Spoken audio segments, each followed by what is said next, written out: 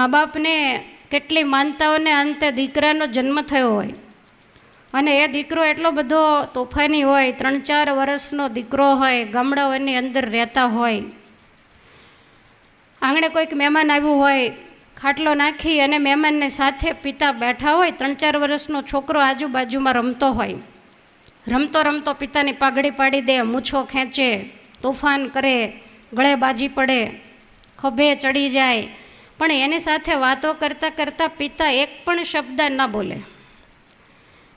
હવે બંને વાતો કરતા હોય, એમાં સામે નળિયા ઉપર આવી અને કાગડો ક્રા ક્રા કરે એટલે પેલો છોકરો દોડીને એમ કે બાપા આને શું કહેવાય? એટલે એના પિતા એમ કે બેટા એને કાગડો કહેવાય. છોકરો રમવા માંડે, વળી પાછી થોડી વાર થાય, આ તો નાનો બાળક છે એટલે વળી પાછો આવીને પૂછે કે પિતાજી આને શું કહેવાય? ત્યારે પિતાજી એમ કે બેટા એને કાગડો કહેવાય.